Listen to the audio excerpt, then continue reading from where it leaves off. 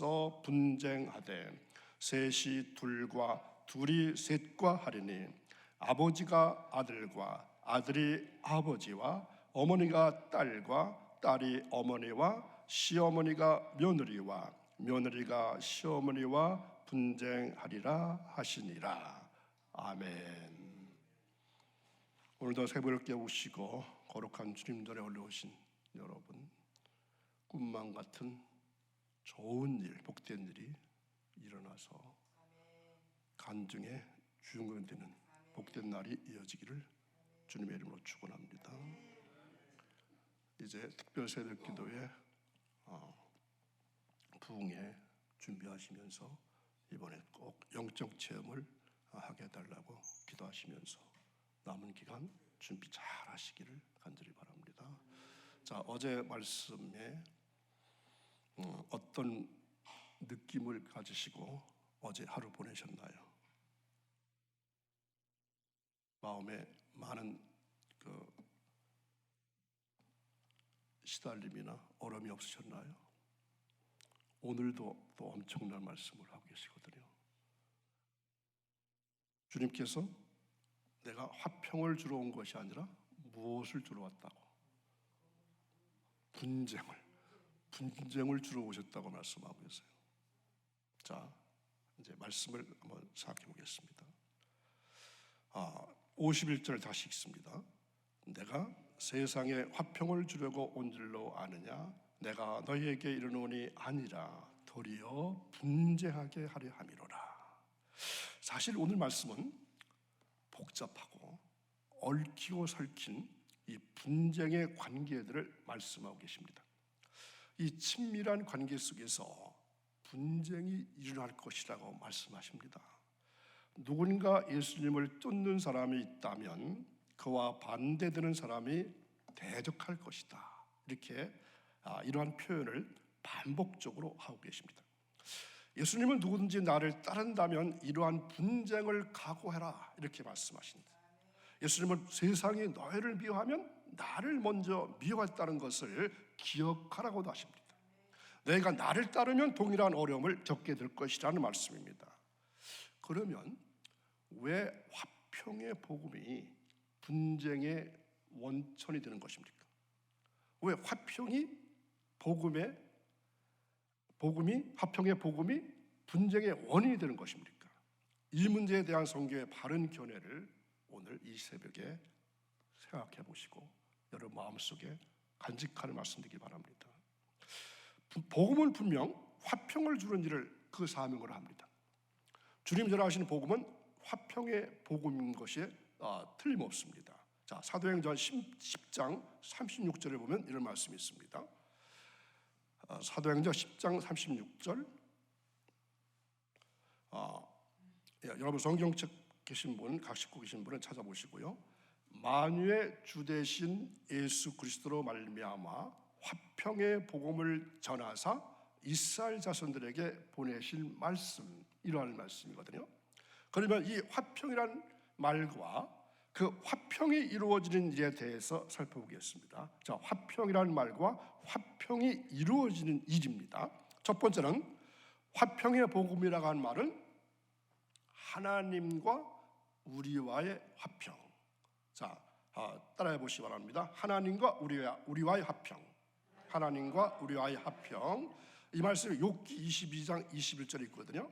너는 하나님과 화목하라. 그리하면 복이 내게 임하리라. 하나님과 화목하라. 그리하면 복이 내게 임한다. 자, 욥기에 있는 이 말씀은 인생이 하나님과 화목할 때 복을 받을 수 있다. 이렇게 말씀하십니다. 복음은 인생과 하나님과의 화목의 방법입니다. 죄인과 하나님과의 화목은 오직 예수 그리스도로 말미암아 이루어졌습니다. 이 말씀이 또 골로새서 1장 20절에 있는데, 자, 제가 읽겠습니다. 그의 십자가의 피로 화평을 이루사 만물 곧 땅에 있는 것들이나 하늘에 있는 것들이 그로 말미암아 자기와 화목하게 되기를 기뻐하심이라. 아멘. 그의 십자가의 피로 화평을 이루셨다. 이렇게 말씀하십니다. 그리스도의 십자가의 피는 우리의 죄의 용서함을 받게 하셨을 뿐만 아니라 하나님 앞에 의롭다 하심을 받아서 하나님과의 화목이 이루어진 것입니다. 이 화평은 오직 믿음으로 이루어지기 때문입니다. 이 말씀이 또 로마서 5장 1절에 나타나 있습니다. 그러므로 우리가 믿음으로 의롭다 하심을 얻은즉 우리 주 예수 그리스도로 말미암아 하나님으로 더불어 화평을 누리자. 하나님은 우리와 화평을 이루시기 위해서 그 아들을 화목제물로 세상에 보내신 것입니다. 우리가 예수 그리스도를 알기 전에는 하나님과 원수의 자리에 있었는데 그를 믿음으로 말미암아 그리스도 안에서 화평을 이루게 됐다는 말씀입니다. 그래서 그 화평의 결과 하나님은 우리의 아버지가 되시고 우리는 하나님의 아들들이 되게 하신 것입니다. 그러면서 두 번째는 너희도 서로 화평하라. 함께 읽습니다. 함께 너희도 서로 화평하라. 자, 여기서 서로는 누구를 말할까요? 그리스도 안에서 한 형제 자매 된 우리를 말합니다. 그런 사이를 말합니다. 주님은 하나님께 드리는 예물보다도 형제의 화목이 더 중요하다고 말씀하셨죠. 마태복음 5장 23절 24절 그러므로 예물을 제단에 드리려다가 거기서 내 형제에게 원망 들을 만한 일이 있는 것이 생각나거든 예물을 제단 앞에 두고 먼저 가서 형제와 화목하고 그 후에 와서 예물을 드리라. 우리의 화목의 원천은 무엇입니까? 사랑입니다. 너의 속에 소금을 두고 서로 사랑하라고 말씀하셨습니다. 자, 소금이란 사랑을 말하는 것입니다. 마가복음 5장 50절에 소금은 좋은 것이로되 만일 소금이 그 맛을 잃으면 무엇을 이를 짜게 하리요? 너의 속에 소금을 두고 서로 화목하라. 우리가 형제를 사랑함으로 사망에서 옮겨서 어디로 들어갔습니까? 생명으로 들어간 줄을 안다고 하셨습니다. 그 다음에 복음이 말하는 화평은 사람들로 하나님과 화평케 하라. 하나님은 우리에게 화평케 하는 직책을 주셨다고 했습니다. 이 직분이 곧 무엇을 말할까요? 복음을 전하는 일입니다. 모든 일은 하나님과 원수 관계에 놓여 있습니다. 이들에게 복음을 전하는 일은 그들로 하나님과 화평케 하는 일입니다. 자, 첫 번째는 뭐라 그랬죠? 하나님은 하나님과 우리와의 화평. 두 번째는 서로 화평. 그래서 서로의 사이는 하나님 안에서 한 형제 자매된 사이. 그리고 또 하나 사람들을 전도해서 하나님과 화평하게 하라.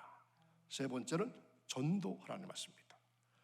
고린도 후서 5장 19절에 보면 이런 말씀이 있습니다.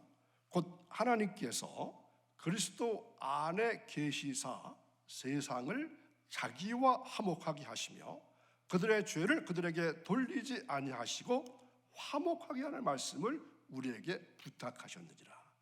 화목하게 하는 말씀을 우리에게 부탁하셨다고 말씀합니다. 우리가 찬송 내용 가사 중에도 그러한 내용이 있었죠. 자, 이와 반면에 복음은 요소요소의 분쟁을 일으키기도 합니다. 이 세상은 어둠입니다. 복음은 빛입니다. 우리는 이 빛을 받는 사람들이기 때문에 어둠의 미움을 받을 수밖에 없습니다. 이 사람들이 복음을 미워하는 이유는 자신의 어두움이 복음의 빛 앞에서 나타나기를 원치 아니하기 때문에 그렇습니다. 세상은 자기 것을 사랑합니다. 어둠을 사랑하는 것입니다. 그러므로 빛을 미워합니다. 주님이 세상이 나를 미워하였으니 너희도 미워하리라. 세상이 예수님을 미워했으니까 예수 믿는 너희들도 세상이 미워할 것이다. 이 말씀입니다. 자, 그러므로 한 가정 안에서 분쟁이 있을 것이라고 말씀하시죠. 예수님은 이 세상에 화평을 주려고 온 것이 아니라고 말씀했고 오히려 분쟁하게 하기 위해서 오셨다고 분명히 말씀하십니다. 이 말씀은 참으로 그 당시 제자들은 납득하기 어려웠을 것입니다. 아니, 지금도 어렵습니다. 왜냐하면 유대 사람들은 메시아가 이 땅에 오시면 모든 질서와 분쟁은 사라지고 화평과 평화의 시대가 활짝 오게 될 것이다, 이렇게 굳게 믿고 있었을 것입니다.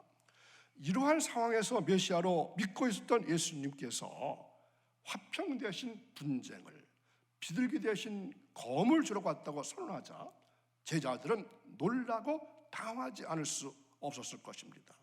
하지만 예수님의 이 말씀은 사실입니다. 그리고 오늘까지 역사 속에서 그대로 실현되고 있는 진리입니다. 즉, 빛 대신 예수님께서 어두움의 이 땅에 오시자 빛을 쫓는 신자의 무리와 또 빛을 배척하려고 하는 불신자의 무리가 생겨나게 되었습니다. 여기에서 세상의 화평은 깨어졌고 대신에 분쟁이 싹텄던 것입니다. 이런 점에서 예수님은 화평이 아니라 분쟁과 적대의 불을 이 땅에 던지셨습니다. 이 불은 사회는 물론하거니와 가정까지 미쳐서 그곳에서도 불이 붙을 수 있고 또 실제로 많이 붙었습니다.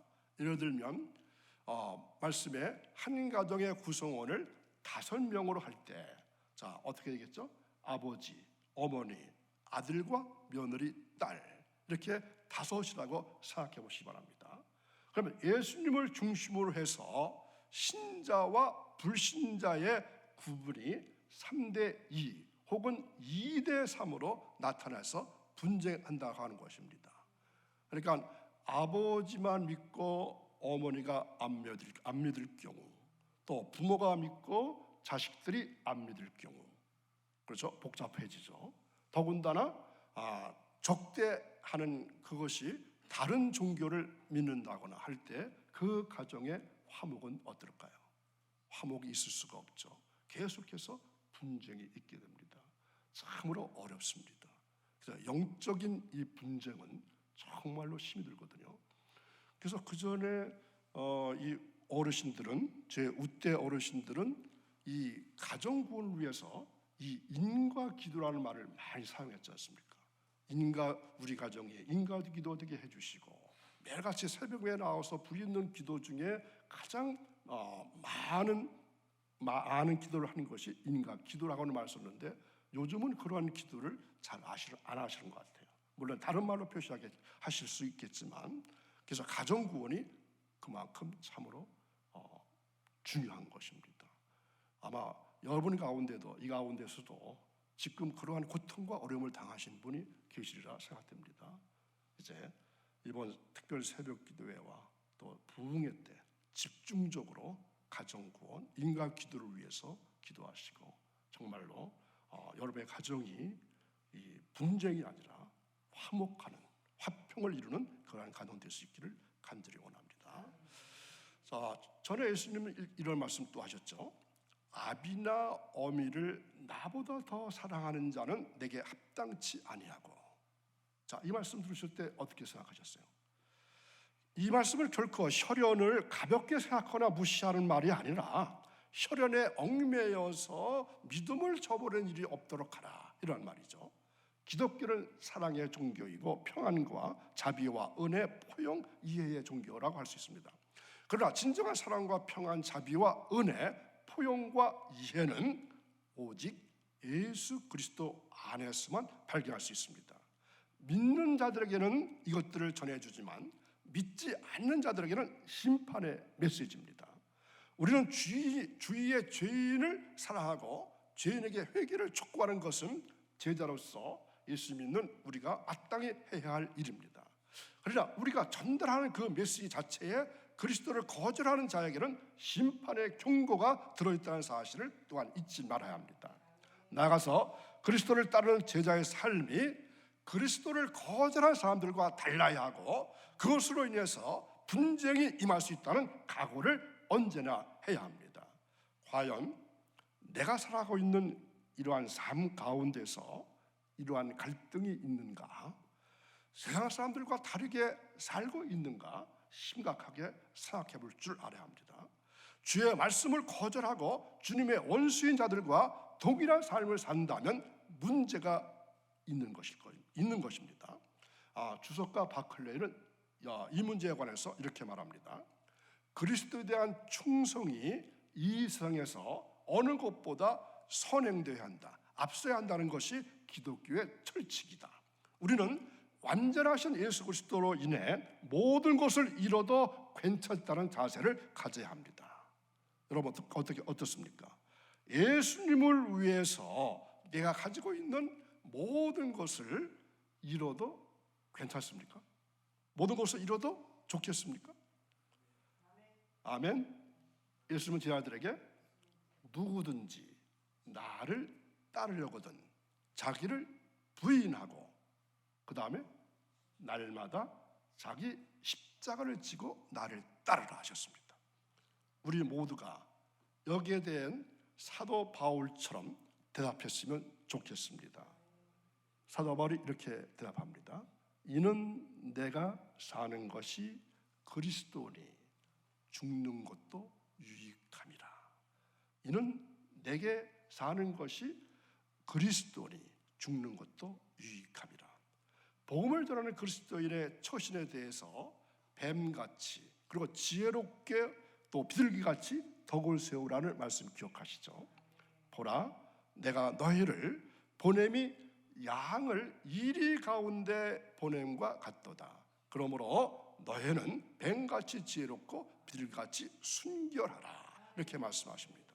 자, 너희를 보냄이 이리 가운데 양을 보내는 것 같다고 하십니다.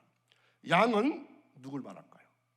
복음을 전하는 제자들이고 이리는 복음을 받을 세상 사람들입니다. 양은 무력하고 연약해서 목자의 말만 따른다는 의미이고 이리는 그 반대로 자기 힘만 믿고 제 멋대로 행하는 불신자들 상징합니다.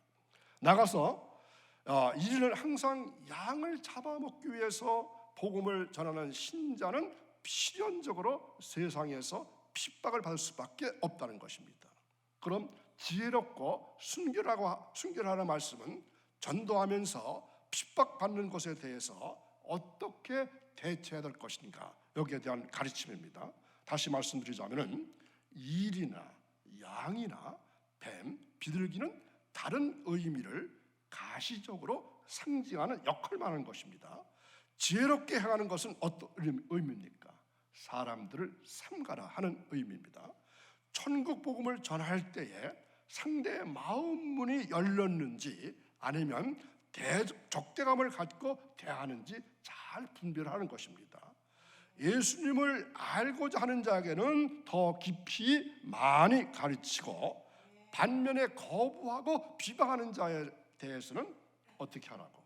아예 상대를 하지 말라고 하는 것입니다. 사람의 영혼을 잘 분별해내는 것이 지혜입니다. 이거 참으로 어려운 문제 중에 하나죠. 사람의 영혼을 어떻게 잘 분별할 수 있겠습니까? 그거는 하나님께서 주시는 지혜 말고는 대답이 없습니다. 세상에는 두 무리가 있습니다. 한 무리는 세상에 속한 자고 다른 무리는 하나님께 속한 자들입니다. 때문에 빛과 어둠인 이들 사이에는 보이지 않는 분쟁이 계속될 수밖에 없습니다. 그래서 한 가정에서도 세상에 속한 자와 하나님께 속한 자로 나누어서 대립할 수밖에 없다는 것입니다. 만약 이러한 대립과 분쟁이 싫어서 타협한다면 어떻게 될까요? 거기에는 예수를 부인하는 공허한 화평만이 남게 될 것입니다. 오늘날 사탄은 바로 이것을 노립니다. 성도를 하여금 현세의 안위를 위해서 타협하라고 유혹합니다. 특히 사탄은 인륜을 앞세우죠. 천륜을 앞세웁니다. 그래서 우리를 약해지게 만듭니다. 그러나 이러한 영적인 전쟁에서 가족이기 때문에 타협한다면 결국은 자신과 가족은 모두 다 파멸을 맞이하게 될 것입니다. 그러므로 성도들은 궁극적 화평의 시대가 도래할 그날까지는 세상의 불시험과 불핍박이 필연적인 것을 기억하시고 그것에 넘어가거나 타협하지 말고 오히려 더 뜨거운 신앙의 불, 성령의 불로서 승리하는 삶을 사시기를 바랍니다. 자, 오늘의 가르침은 중간지대의 가능성을 완전히 없애버립니다. 중간은 없습니다. 하나님이냐 세상이냐 중간은 없습니다. 그리스도와 세상을 동시에 사랑할 수 없습니다. 세상을 사랑하면 아버지에 대한 사랑이 없다고 요한은 말합니다. 여러분의 삶을 한번 돌이켜 보십시오. 여러분의 신앙 삶을 한번 되돌아보십시오. 기뻐하는 것이 있다면 그것을 행하고 있는가? 하나님이 미워하시는 것이 있는데 나는 그것을 적당하게 타협하면서 살고 있지는 않은가? 이 세상 사람들과 동일한 삶을 살고 있지 않은가? 심각하게 이 시간에 생각해 보시고 나 자신에게 질문해 보시기 바랍니다. 내 삶이 정말로 예수 그리스도를 쫓는 삶일까요? 아니면 예수만을 자랑거리로 삼고 살고 있는지 한번 돌이켜 보시길 바랍니다. 우리가 화평을 누리는 것은 예수님께서 대신 진노를 받으셨기 때문입니다. 그것을 기억하면 우리는 이 땅에서 갈등을 각오하며 살아갈 수밖에 없다는 사실입니다. 부디 준비 잘 하셔서 다시 한번 부탁드립니다. 이번 특별 새벽기도 그리고 부흥회 때 놀라운 영적인 체험을 할 수 있는 여러분 되시기를 주님 이름으로 축원합니다. 기도하겠습니다. 거룩하신 아버지, 오늘도 저희들을 사랑하시고 인도해 주셔서 주님 거룩한 전에 올라와 하나님을 찬양합니다. 하나님 말씀을 받습니다. 하나님께 간구를 드립니다. 주님 전에 올라와서 기도와 간구와 도구와 그리고 부르짖어 기도하는 주님의 자녀들의 기도를 기억하시고 응답해 주옵소서. 예면하지 마옵시고 기억해 주옵소서. 특별히 가정 구원을 위해서 집중해서 기도할 수 있게 도와주시고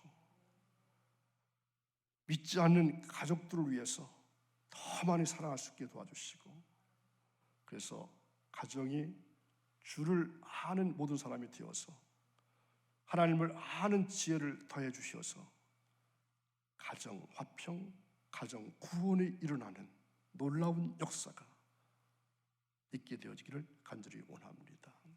하나님, 오늘은 토스트를 굽고 샌드위치를 만들어 나누는 복된 날입니다.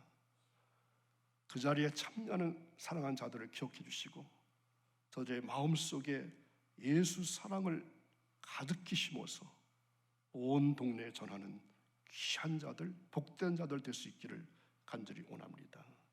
오늘도 만나는 모든 일 범사가 주님 안에서 형통하는 복된 날이 이어지기를 원하며 예수님의 이름으로 감사하며 기도하옵나이다. 아멘.